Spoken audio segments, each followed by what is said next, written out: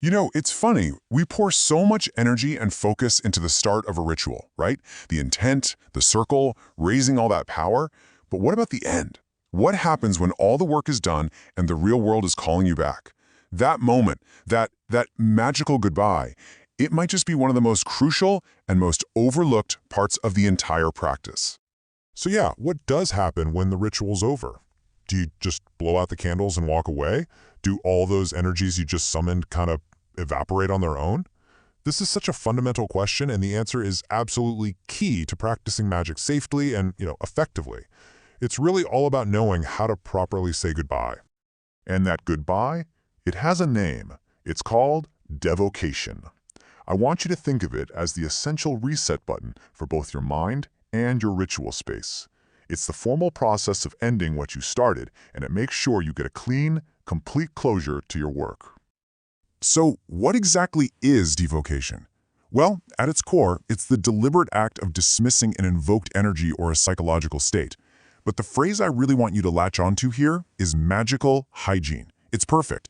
Just like you'd clean up your physical desk after a big project, devocation is all about cleaning up your psychic space. It is an absolutely fundamental practice for staying balanced and clear.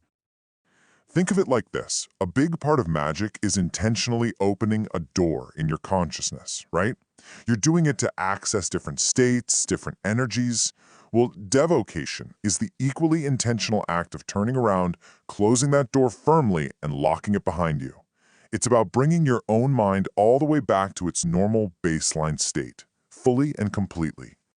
Now, when you hear a word like banishment, it's super easy for your mind to jump to something aggressive or fearful. The first thing that pops into your head is probably an exorcism. But that's a really common misconception, and it's a hugely important distinction to understand. And honestly, this analogy here is perfect.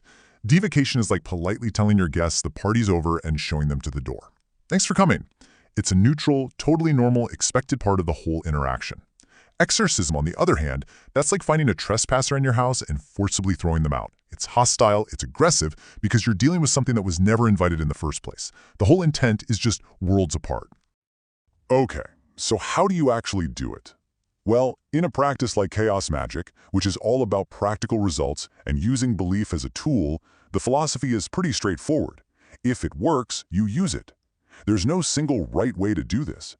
Instead, you've got this whole toolkit of methods, from the really ancient and structured to the totally spontaneous and, frankly, downright strange.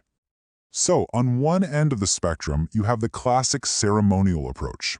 This includes these time-tested, really formal rituals like the lesser banishing ritual of the pentagram. You'll see it called the LBRP.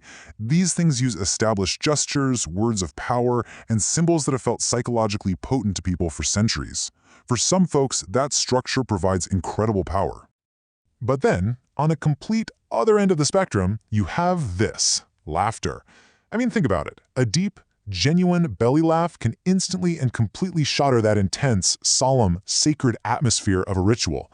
By laughing at the sheer seriousness of it all, you just break the tension, you assert your own control, and you instantly reset your psychological state.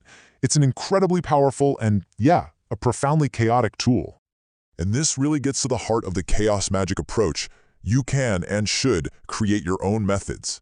The real power isn't in some ancient, dusty script. It's in the belief and the intent that you pour into the act. So first, be crystal clear on what you're dismissing. Second, pick a symbol that's powerful to you, a sharp clap, a specific word, a whistle, whatever. And third, perform it with absolute authority. That's where the real magic is. Of course, the best way to handle any kind of unwanted influence is to not let it get a foothold in the first place, Devocation is often a reactive tool. You use it at the end. But these next few practices are all about being proactive. They are your first and your best line of defense. First up is grounding. It's pretty much exactly what it sounds like. It's the simple, powerful practice of connecting yourself to the earth. Just imagine roots growing from the soles of your feet, digging down deep, anchoring you into the ground. This lets you discharge any of that frantic, buzzy, excess energy and gives you this incredible sense of stability. Now, the natural partner to grounding is centering. So, if grounding connects you down, centering brings your awareness inward, to your own core. It's all about finding that point of total stillness and balance inside yourself, no matter what's going on around you. When you put grounding and centering together, you create this unshakable foundation for everything else. And finally, there's shielding. This is simply the act of visualizing a protective barrier all around you. Maybe it's a sphere of brilliant light, maybe it's a suit of armor, whatever works for you. The idea is you program this shield to filter out negativity and psychic static. It's like having your own energetic immune system running passively in the background all the time. All right, let's talk about the one area where devocation becomes absolutely 100% non-negotiable. And that's when you are intentionally working with non-physical entities. It doesn't matter if you see them as spirits, or psychological archetypes, or something else entirely. Closing that interaction properly is paramount. This analogy is just so visceral, and it's perfect. Failing to formally end the working, it's like inviting a stranger into your home and then leaving for the day with the front door wide open in a neighborhood you don't know. You're basically signaling that the interaction isn't really over, and you're leaving a channel open that you might really not want open anymore. So this brings us to a really fascinating and frankly kind of a mind-bending concept that sits right at the heart of chaos magic.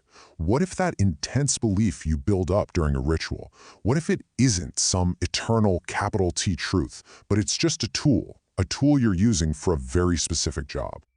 And that brings us to the wonderfully named ceremonial mindfuck. What a term. It's the act of deliberately dismantling the very belief system you just finished using.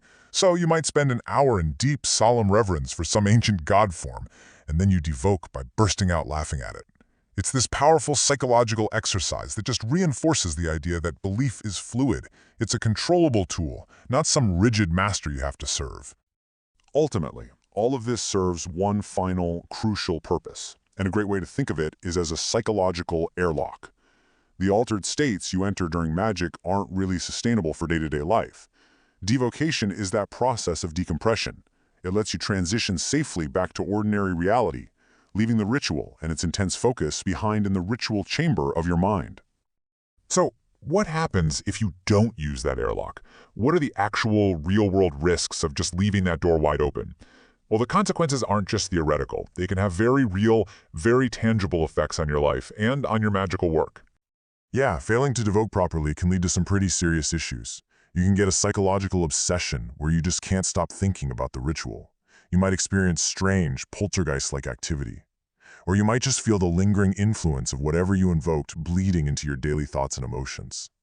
It can even sabotage your magic by creating what's called lust of result, where your constant, anxious focus on it actually stops the spell from working. So, the crucial point, the main takeaway here is this. Devocation isn't about being afraid of spirits or demons or anything like that. It's about maintaining control over your own mind. It's about giving your work a clean, definitive end.